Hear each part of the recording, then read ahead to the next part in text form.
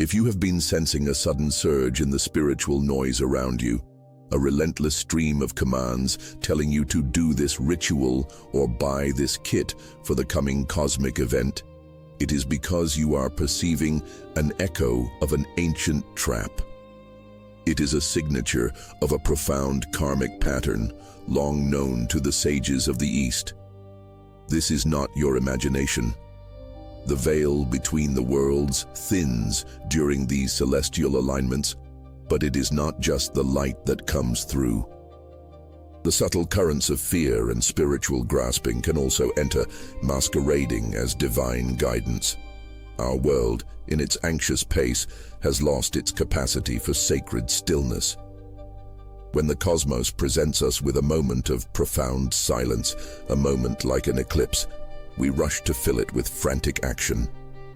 We confuse doing with being, and in this confusion, we risk losing the very essence of the ritual, which is the surrender to the moment, not the frantic manipulation of it.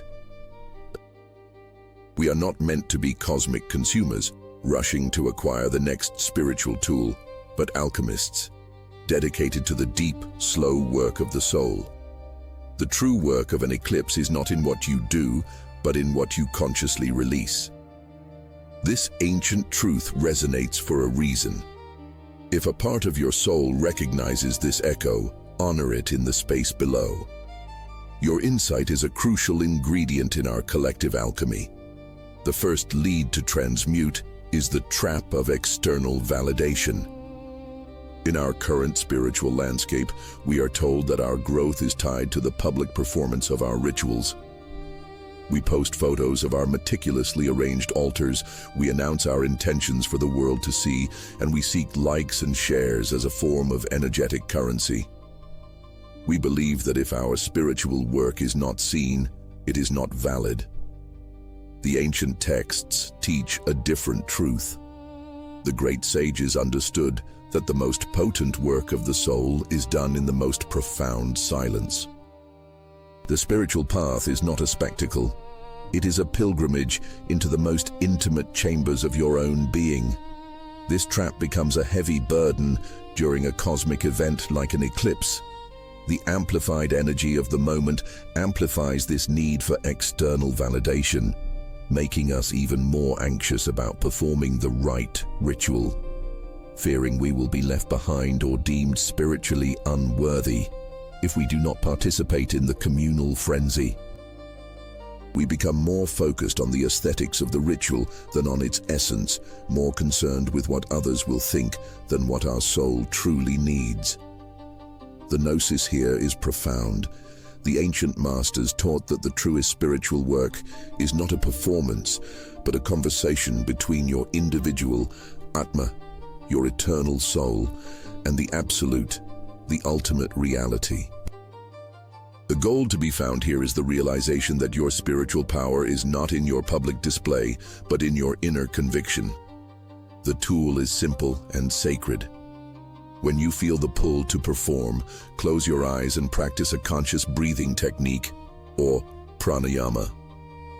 Place your left hand over your heart and your right hand over your navel.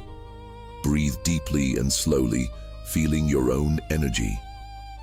This anchors you to your center, reminding you that your validation comes from within, from the sacred resonance between your soul and the cosmos.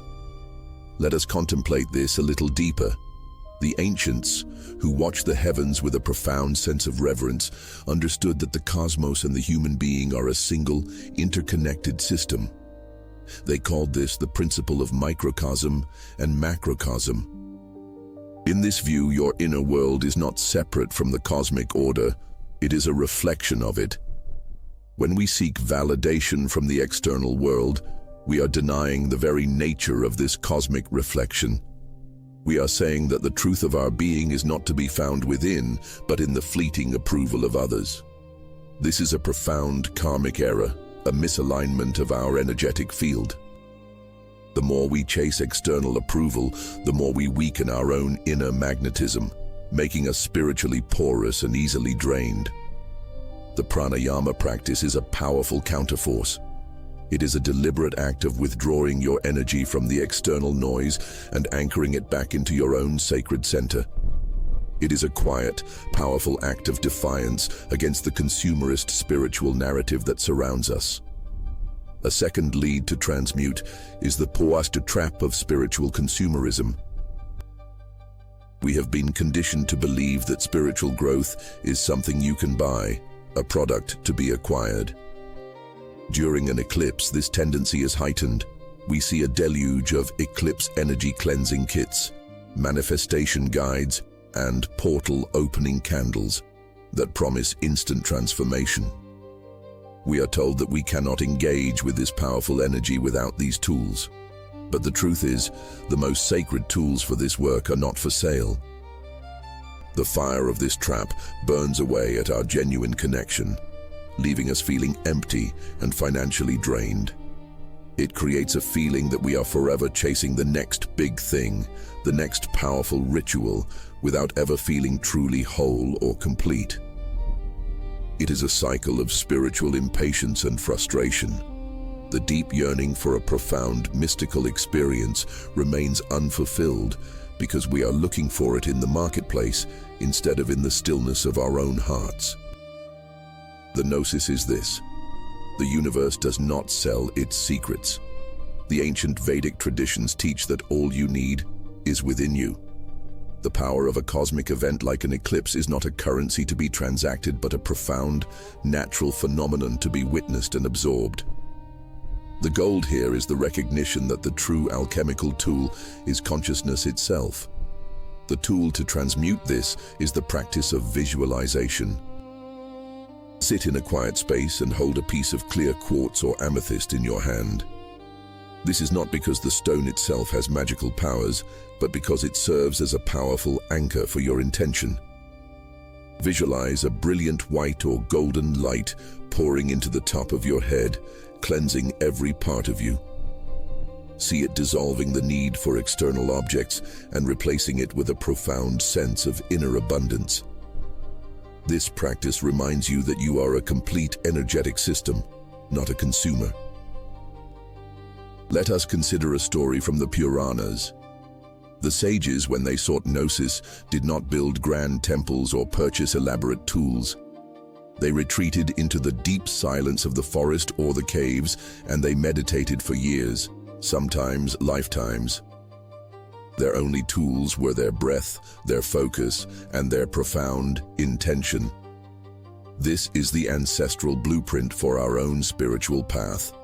The modern spiritual world, in its haste, has forgotten this. It has turned a sacred pilgrimage into a frantic shopping trip. This is not the way of the soul. The soul knows that the true treasure is hidden within, not on a store shelf. The purpose of an eclipse is to reveal what is hidden in the shadow, not to sell you a product, to reveal it for you. The sacred act is the quiet sitting, the conscious breathing, the internal witnessing. It is the spiritual equivalent of a deep inner cleansing, not a superficial energetic wipe down. You know another soul who is navigating this very mystery in silence. Share this transmission with them, not as a mere video, but as a key passed from one alchemist to another, illuminating the path ahead. A third lead to transmute is the trap of intellectual anxiety. We live in an age of information overload, and this has bled into the spiritual world. We read every article, watch every video, and listen to every podcast about what an eclipse means for us. We try to intellectually map every potential outcome and prepare for every possible energetic shift. This mental chatter, this anxious need to know everything, is a profound form of resistance to the flow of the cosmos. The spirit of the path is about surrendering to the unknown, not about intellectually conquering it. This intellectual anxiety creates a form of spiritual paralysis. We become so burdened by the endless data that we lose our ability to trust our own intuition. We are so focused on understanding what the cosmos is doing to us that we forget to feel what is happening within us. We become spectators to our own spiritual journey rather than active participants. The energy of an eclipse is meant to be felt and absorbed, not catalogued and analyzed. The gnosis is that the universe communicates through feeling and intuition, not just through linear thought. The ancient seers, when they received their profound insights, did not do so by intellectualizing the cosmos, but by entering a state of deep meditative stillness where the cosmos could speak through them. The gold here is the return to a state of receptive awareness. The tool is to simply sit in sacred solitude and gaze upon a mandala or yantra. The Sri Yantra, for example, is not merely a geometric pattern. It is a sacred tool designed to quiet the mind and harmonize the energy channels of the body. By focusing on it, you are not intellectually understanding it. You are intuitively receiving its energetic blueprint. Let's expand on this. The human mind is a powerful tool, but when it becomes the master, it can be a source of immense suffering. It creates endless scenarios of what if and should have, trapping us in a cycle of worry and fear. This is what the great teachers called monkey mind. The spiritual path is the journey of taming this monkey mind, not by force, but by quiet, patient redirection. The anxiety we feel around a cosmic event is simply the monkey mind in a spiritual cloak, trying to analyze a mystery that is meant to be felt. The true wisdom of the universe is not a series of facts to be memorized, but a series of truths to be embodied. A Jyotish master, or Vedic astrologer, does not merely read a chart to tell you what will happen. They read it to help you understand your deepest karmic patterns, your tendencies, and your sacred purpose, your dharma, so that you can navigate life with greater awareness, not greater anxiety. The eclipse is a moment of heightened awareness, not heightened peril. It is a moment for inner sensing, not outer seeking. Gaze upon the sacred geometry and let the geometry of your own being reveal itself to you. What resonates most with your experience? Share below. A fourth and final lead to transmute is the trap of fear-based rituals. We are often told that cosmic events are dangerous, that they are moments of peril, and that we must perform rituals of protection to avoid disaster. This narrative, while powerful, is a profound distortion of the truth.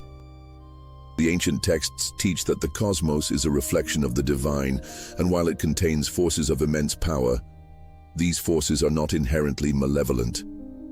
An eclipse is not a threat. It is a sacred invitation to a profound moment of energetic recalibration. This trap of fear-based rituals is a heavy burden because it positions us as victims of the cosmos rather than co-creators. It creates a deep-seated anxiety that we are always at risk, always in need of protection from an outside force.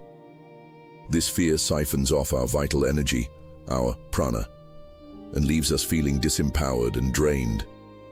We become hypervigilant, constantly on guard against perceived negative energy. This state of constant defense prevents us from entering into the state of flow and surrender that is essential for genuine spiritual growth. The gnosis here is that the greatest protection is not a ritual of defense, but a ritual of reverence. The ancient masters understood that by honoring the cosmos, by recognizing the divine intelligence that orchestrates these events, we align ourselves with its flow and we dissolve our fear. The gold here is the recognition that you are not a small, fragile being in a dangerous universe, but an extension of that universe itself. The tool to transmute this fear is to use the energy of color. During the eclipse, if you feel the pull of fear, sit quietly and visualize yourself surrounded by a deep, powerful color, such as an iridescent cobalt blue or a brilliant white. Feel this color as a powerful aura of peace and protection that is not a barrier against the world, but a field of calm that radiates from within you. This reminds you that your greatest protection comes from your own inner alignment. Consider the metaphor of the river. The ancient rivers of India, sacred and revered, are not feared for their immense power. Instead, their power is honored and revered. To fear the river is to stand on its bank and tremble. To be in reverence of the river is to enter its flow, to move with its currents, to trust its direction. The cosmos is the same. To fear the immense energy of an eclipse is to stand at its edge and protect yourself from what you believe is an attack. To be in reverence of the eclipse is to enter its darkness with a sense of awe and surrender, knowing that in the temporary absence of light, there is a profound opportunity for inner revelation. The ancient stories of the devas and divas, the gods and goddesses, are not merely fables. They are living truths that illustrate the nature of cosmic forces. They are not to be fought, but to be understood and harmonized with. This is the deeper work of the soul, and it is the only true form of protection. If this wisdom serves your journey, alike helps it reach other souls seeking the same light. The truth that unites all of these sacred truths is a simple one, yet it holds the key to the great work. It is the understanding that the most powerful form of alchemy is the alchemy of stillness. The universe does not whisper its secrets to the frantic, the anxious, or the consumed.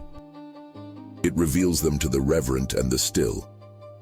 The true work of an eclipse is not in the grand ritual you perform, but in the profound inner stillness you cultivate. It is in the choice to witness the cosmic dance, not to command it. It is in the willingness to sit in the sacred darkness, not to fight it. The cosmos does not require your rituals. It requires your reverence. The universe is not a transaction. It is a profound and living temple, and you are a part of that temple. The true gnosis is that you are a sacred vessel, a microcosm of the macrocosm. Every star, every planet, every cosmic law is also written within you. The energy of an eclipse is not something outside of you that you must manage, but a profound energetic shift that happens within you. The cosmic darkness is a mirror reflecting the parts of your shadow self that are ready to be seen and integrated. The returning light is not a sign of the end of a peril, but an invitation to a new beginning, a new cycle of being. Take a moment now and simply breathe. Close your eyes and feel the sacred silence. Feel the weight of what is no longer needed.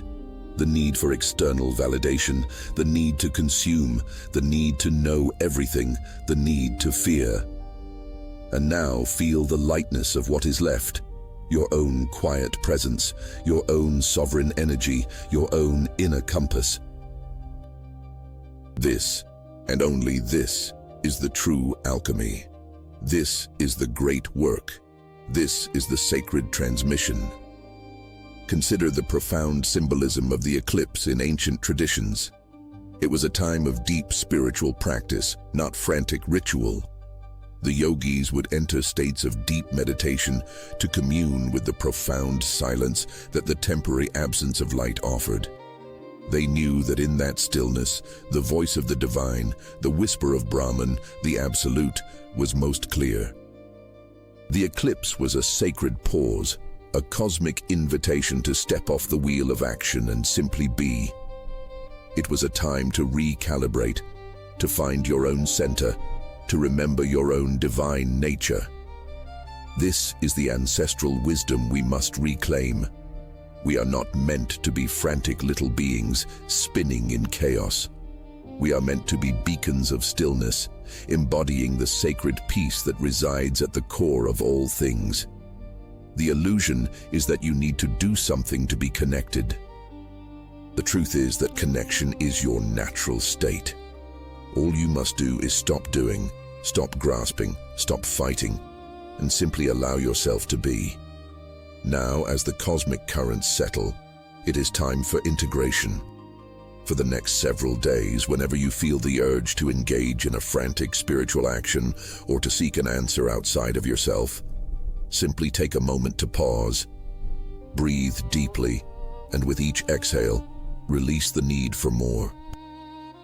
With each inhale, receive the simple, profound truth that all you need is already within you. You are your own sacred tool, your own sacred guide, and your own sacred sanctuary. The universe does not ask you to do, it asks you to be. You have a place here. To continue this journey into the heart of ancient wisdom, I invite you to subscribe and join our inner circle.